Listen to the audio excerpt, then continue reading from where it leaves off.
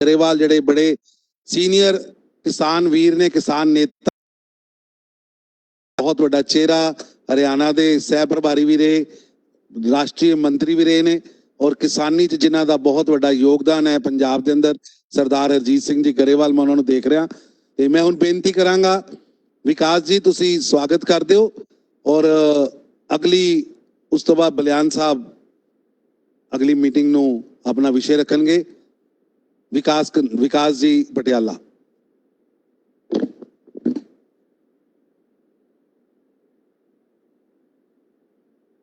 Doctor Sanjeev Balyan जी जो अज दे किसान संवाद जो मिलन आयोजन किया है वो साडे नाल जो साडे जिले तो किसान भरा अज आए ने साडे नाल जुड़े ने, असी बहुत बहुत उन्हां दा स्वागत करते हैं, जी आए आखते हैं ते उन्हां दा धन्नवाद करते हैं।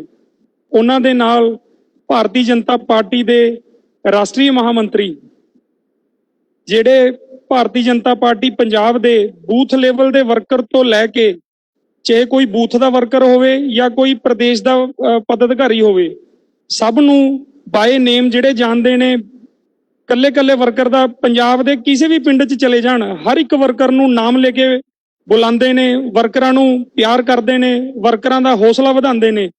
मेरी मुराद भारतीय जनता पार्टी दी शान श्री तरुण चुग जी, उन्हां दा भी असीं बहुत बहुत स्वागत करते हैं, बहुत बहुत धन्नवाद करते हैं। उन्हां दे नाल सरदार आरपी सिंह जी, उन्हां दा बहुत बहुत धन्नवाद करते हैं, स्वागत करते हैं। चंडीगढ़ प्रदेश ऑफिस तो साडे नाल जुड़े श्री अरविंद मित्तल जी जो साडे प्रदेश दे भाजपा दे सचिव ने, उन्हां दा बहुत बहुत स्वागत करते हैं, जी आया कहते हैं उन्हां नूं। उन्हां दे नाल सरदार जगदीप सिंह जी औजला जो भारतीय जनता पार्टी किसान मोर्चे दे वाइस प्रधान ने, उन्हां नूं भी असीं जी आया आखदे हां। साडे जिले चों जो अज दे जो किसान जो संवाद जो मिलन आयोजन किया जा रहा है उस दे विच उपस्थित होए साडे प्रदेश कार्यकारिणी दे सदस्य डॉक्टर नंदलाल शर्मा जी, भारतीय जनता पार्टी दे बहुत ही सीनियर नेता सरदार हरजीत सिंह जी गरेवाल, प्रदेश कार्यकारिणी दे सदस्य एडवोकेट किशन सिंह जी, श्री संजीव मित्तल जी जो प्रदेश कार्यकारिणी दे सदस्य ने, भारतीय जनता पार्टी दे पूर्व जिला अध्यक्ष प्रदेश कार्यकारिणी दे सदस्य श्री नरिंदर नागपाल जी, राजपुरा तो 2 बारी मेयर रहे श्री प्रवीण छाबड़ा जी, युवा मोर्चा तो श्री तरुण खुराना जी, सारे ही जो अज इत्थे वख-वख पिंडां तो किसान वीर भी आए ने, उन्हां दा भी असीं बहुत बहुत धन्नवाद करते हैं, जी आया आखते हैं, उन्हां दा स्वागत करते हैं। हुण मैं बेनती करूंगा जो अज साडे विच विशेष तौर ते साडे नाल जुड़े ने डॉक्टर संजीव बलियान जी, उन्हां दा जो साडे किसान भरा इत्थे आए ने उन्हां नाल जो संवाद है हुण शुरू होऊगा। मैं उन्हां नूं बेनती करदा हां, उन्हां दा बहुत बहुत धन्नवाद जी।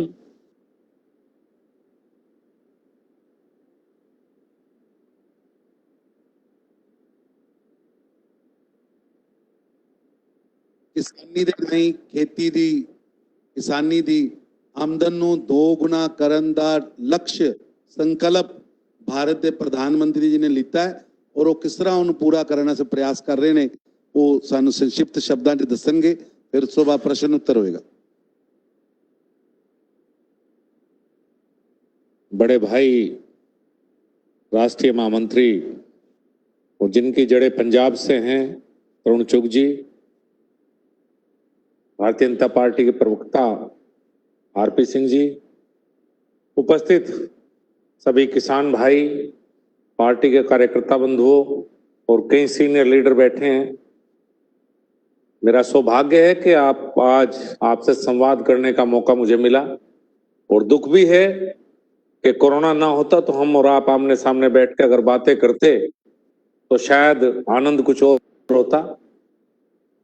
अभी पटियाला जनपद में पत्रकारों से भी बात हुई, काफी देर सवाल भी जवाब भी हुए और मैंने भी सरकार की तरफ से अपनी बात रखने का प्रयास किया।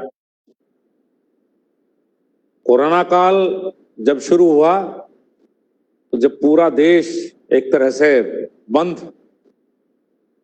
तो शायद खेत में किसान और सीमा पर जवान, इन दोनों ने उस समय भी काम नहीं छोड़ा। दोनों सीमा पर जवान भी डटे रहे और खेत में किसान भी एक दिन के लिए भी खेत में काम करना बंद नहीं किया। शायद उसी का वो है कि इस दौरान जितनी केंद्र सरकार ने मदद की, 5 किलो गेहूं, चावल, दालें, 1 किलो दाल, हर परिवार के गरीब से गरीब परिवार तक पहुंचाने का प्रयास किया। ये शायद किसानों के अगर खेत में काम ना करते तो पूरे देश को, इतने बड़े देश की इतनी बड़ी आबादी को शायद हम खाना ना खिला पाते। और पंजाब का किसान, अगर हिंदुस्तान में कोई सबसे अग्रणी किसान रहा है तो पंजाब का किसान रहा है। आजादी से पहले भी, आजादी के बाद भी, जब जब देश को आवश्यकता पड़ी, आजादी के बाद हम गेहूं तक भी इंपोर्ट करते थे और बहुत सी ऐसी एग्रीकल्चर प्रोड्यूस हैं जो विदेशों से मंगाते थे। शायद पंजाब के किसान ने इस देश में अन्न पैदा करके इस देश को यहां तक लेकर आया कि आज हम बजाय के विदेश से आयात करने के निर्यात करते हैं। आज के दिन देश में हम तिलहन के अलावा, तेल के अलावा किसी एग्रीकल्चर प्रोड्यूस का इंपोर्ट नहीं करते, बल्कि ज्यादातर हम एक्सपोर्ट करते हैं, चावल या और फसलें हों। इंपोर्ट सिर्फ तेल का करते हैं। आज भी करीब 70,000 करोड़ के तेल को इंपोर्ट हिंदुस्तान बाहर से, विदेश से कर रहा है। इसी कोरोना काल में बहुत दिनों से प्रधानमंत्री जी का लगातार ये था कि कहीं ना कहीं किसान को कुछ चीजों में जकड़ा गया है, और किसान को भी जिस तरह से एक दौर आया, पहले कोटा परमिट सिस्टम होता था, हर काम करने के लिए परमिट की आवश्यकता पड़ती थी।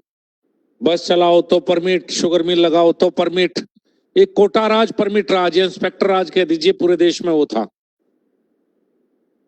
तो वो इंस्पेक्टर राज से आजाद करने का प्रयास तो कहीं ना कहीं लगातार सरकार के द्वारा किया भी गया, लेकिन किसान को बंदिश एपीएमसी एक्ट में किसान बंधा हुआ था। किसी भी देश में, किसी भी हिस्से में किसान को आजादी नहीं थी कि अपनी उपज को मंडी से बाहर कहीं बेच सके। और पंजाब का किसान जो कि प्रोग्रेसिव किसान है और जिसने पूरे देश में किसानों को खेती करना सिखाया। मेरे याद है उत्तर प्रदेश में तराई की अगर बात करें तो जहां जंगल खड़े हुए थे और किसी को जाने से भी डर लगता था, वहां अगर खेती की शुरुआत करी तो पंजाब के भाइयों ने की। छत्तीसगढ़ में शुरुआत की, मध्य प्रदेश में शुरुआत की, झारखंड और पूरे देश में जहां भी खेती करना लोगों ने सीखा तो पंजाब के भाइयों से खेती करना सीखा। और अगर पूरे देश का किसान, अगर व्यापारी को ये छूट है क्या कि वो अपना माल, कोई भी माल है, कोई भी प्रोड्यूस है जो तैयार करता है, चाहे कपड़े हों, जूते हों, मोटरसाइकिल हो, कार हो, कुछ भी हो, उसको एक अधिकार है कि वो पूरे देश में कहीं भी अपना प्रोड्यूस बेच सकता है। कोई बंदिश उसके ऊपर नहीं है कि आप यहां नहीं ले जा सकते, यहां नहीं ले जा सकते। लेकिन किसान के ऊपर एक बंदिश रही कि अपना प्रोड्यूस, अपना कृषि उत्पाद मंडी के अलावा वो कहीं नहीं बेच सकता, ना दूसरे जिले में जा सकता, ना दूसरे प्रदेश में जा सकता। और इस बात का व्यक्तिगत रूप से मैं मुजफ्फरनगर जनपद से सांसद हूं और वहीं से किसान हूं, और हमारे से बॉर्डर लगता है यमुना का बॉर्डर हरियाणा से, और हमारे यहाँ मंडी व्यवस्था इतनी अच्छी नहीं है जितनी हरियाणा में मंडी व्यवस्था अच्छी है। और हरियाणा में राइस मिल भी हैं, पंजाब में राइस मिलें हैं, हमारे यहाँ राइस मिल नहीं है, चूंकि हमारी धान मुख्य फसल नहीं है, हमारा मुख्य फसल गन्ना है। और अगर उत्तर प्रदेश में मुजफ्फरनगर का किसान अपना धान बेचना चाहता था, बासमती और डुप्लीकेट बासमती तूड़ल जिसको बोलते हैं, वो हमारे यहाँ थोड़ी सी पैदा होती है। और अगर हम हरियाणा जाना चाहते थे तो मुजफ्फरनगर से लेकर तक करनाल और पानीपत तक जाने में शायद 20 चेक पोस्ट होंगी, 20 के 20 जगह रिश्वत देनी पड़ती थी। कहीं सेल टैक्स आ गया, कहीं मंडी इंस्पेक्टर आ गया, कहीं पुलिस का सिपाही आ गया, कहीं इंस्पेक्टर आ गया, सब पैसे लेते थे किसान को मंडी तक अपना धान ले जाने के लिए। इन सब समस्याओं को देखते हुए, एक किसान को आजाद करते हुए एपीएमसी एक्ट में संशोधन नरेंद्र मोदी की सरकार ने किया। इसका मतलब ये नहीं कि हम मंडी खत्म करना चाहते।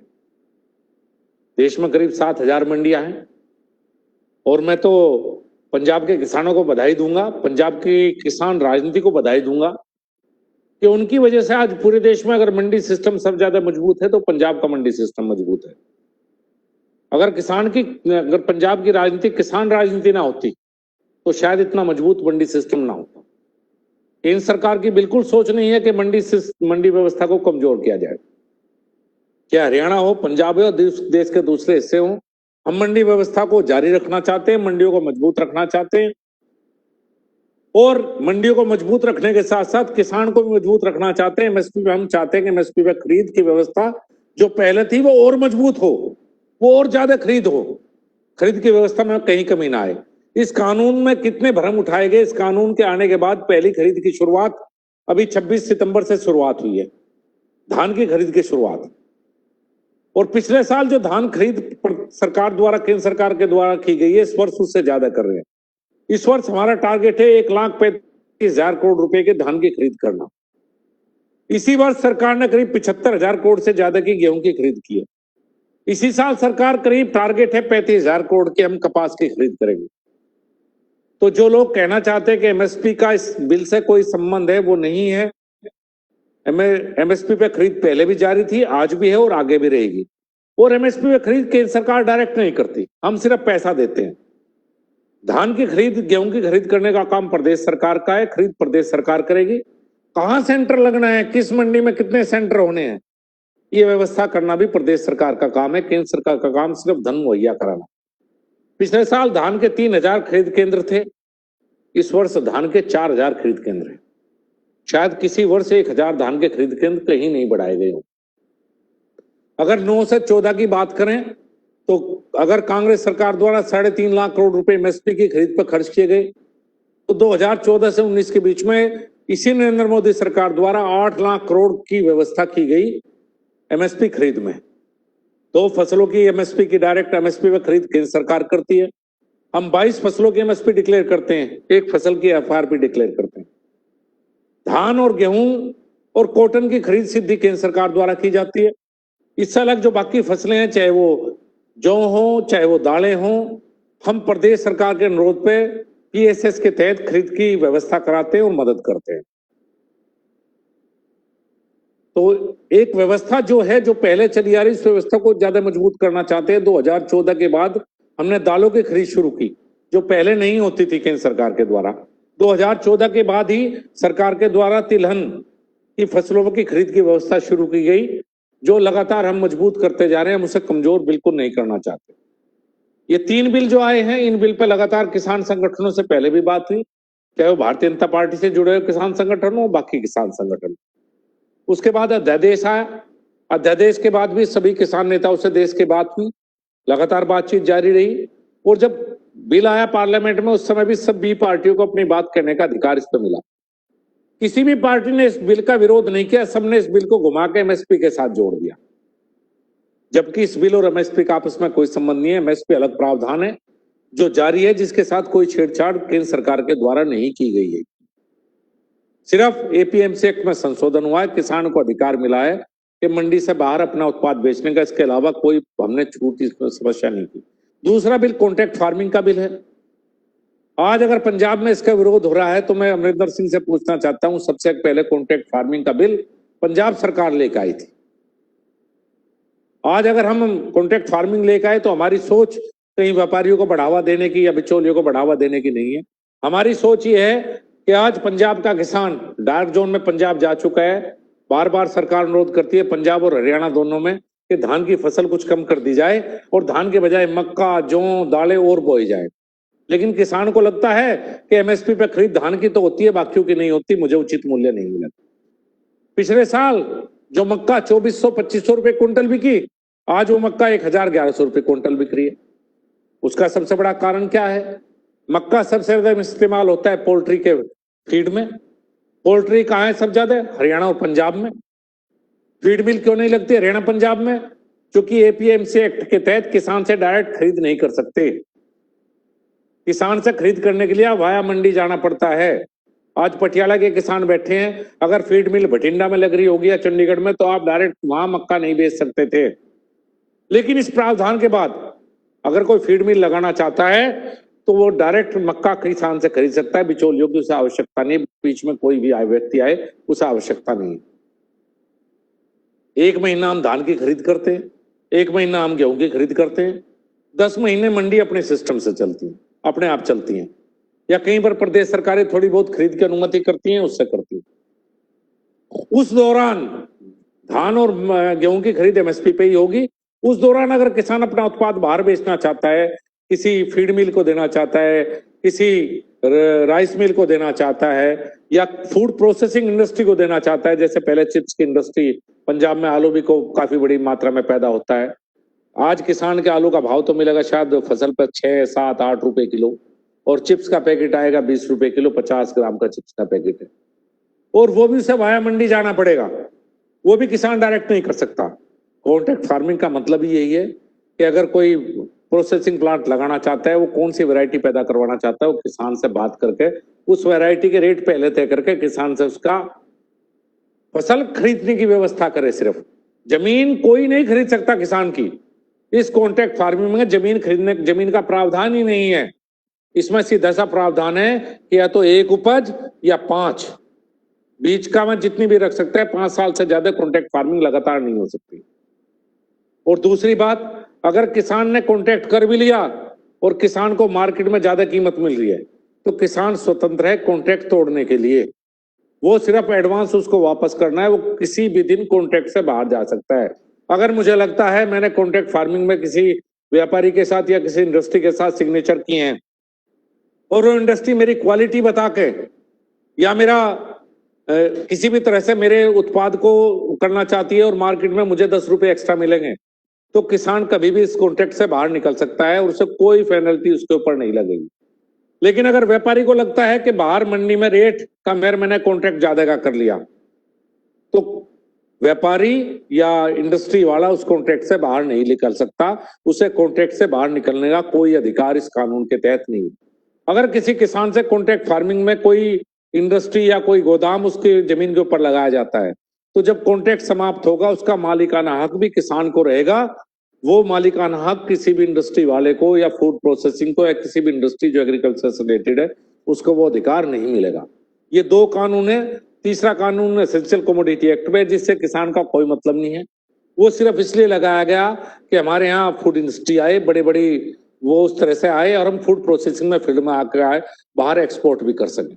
आज मुझे बड़ा दुख है इस बात का कि पंजाब का किसान, जो सबसे प्रोग्रेसिव फार्मर जिसे बोलते हैं, जो सबसे नई टेक्नोलॉजी देश में लेकर आता है, जो खेती में सबसे आगे है, जिसने अपने पसीने से और पंजाब की जो बहुत ही बढ़िया जलहर अच्छी भूमि है उसके द्वारा पूरे देश के पेट भरने का काम किया है, उस किसान को आज दिग्भ्रमित किया जा रहा है, उस किसान को आज बहकाया जा रहा है।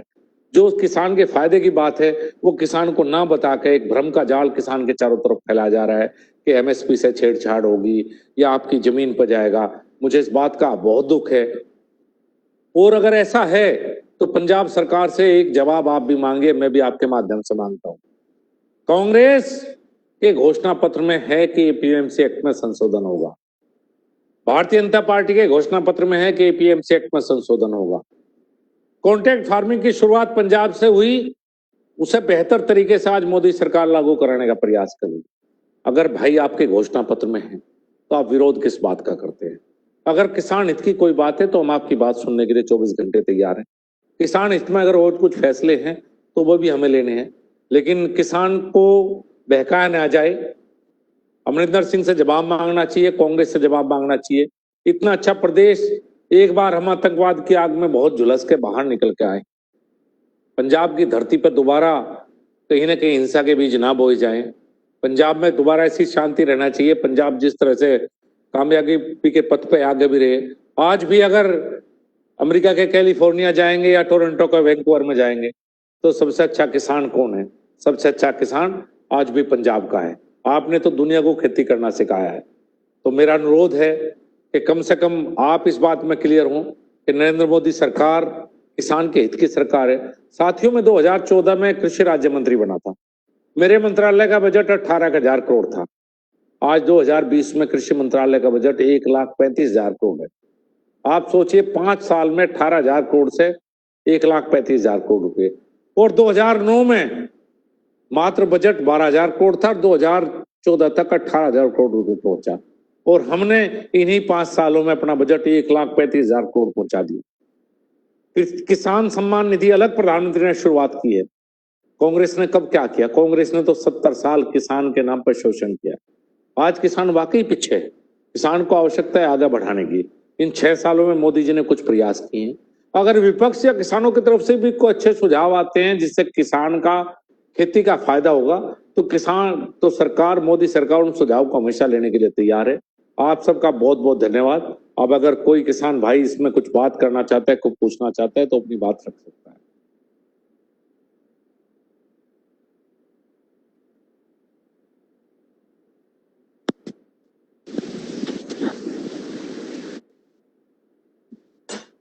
गल कराओ जी, जिहदा कोई प्रश्न होए, गल करना चाहे, अपनी गल रखना चाहे। कोई किसान भी अपनी गल रखना चाहे, पूछना चाहे कोई गल अपने वालों।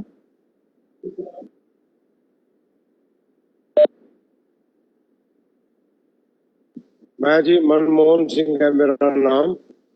मैं शंकरपुर पिंड तो है, वैसे राजपुरे भी रैश है। मैं खेती तकरीबन पिछले 32 साल तो करता आ रहा।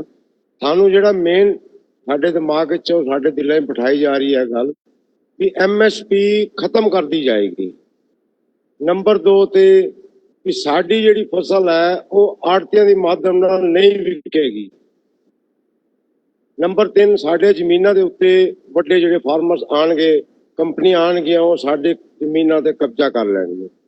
ਦੇਖੋ ਅਸੀਂ ਇਹ ਕਹਿਣਾ ਚਾਹੁੰਦੇ ਹਾਂ ਵੀ ਇੱਕ ਅਸੀਂ ਕਿਸਾਨ ਜਿਹੜੇ ਆ ਛੋਟੇ ਜ਼ਿਮੀਂਦਾਰ ਆ, ਇੱਥੇ ਬਹੁਤ ਵੱਡੇ ਵੱਡੇ ਜ਼ਿਮੀਂਦਾਰ ਨਹੀਂ ਹੈ ਪੰਜਾਬ ਦੇ ਅੰਦਰ। ਜਿਹੜਾ ਜ਼ਿਮੀਂਦਾਰ ਆੜਤੀ ਦੇ ਮਾਧਿਅਮ ਰਾਹੀਂ ਫਸਲ ਵੇਚਦਾ ਹੈ, ਉਹਨੂੰ ਇੱਕ ਦੂਜੇ ਨਾਲ ਆੜਤੀ ਔਰ ਜ਼ਿਮੀਂਦਾਰ ਦਾ ਸਾਡੇ ਬਹੁਤ ਵਧੀਆ ਰਿਸ਼ਤਾ ਹੈ।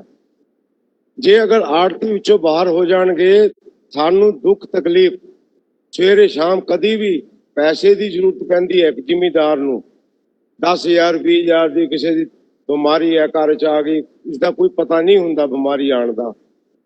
ਉਹ ਜਿਹੜਾ ਹੈ ਰਿਸ਼ਤਾ ਸਾਡਾ ਖਤਮ ਹੋ ਗਿਆ, ਸਾਨੂੰ ਕਿਸੇ ਨੇ ਪੈਸੇ ਨਹੀਂ ਦੇਣੇ।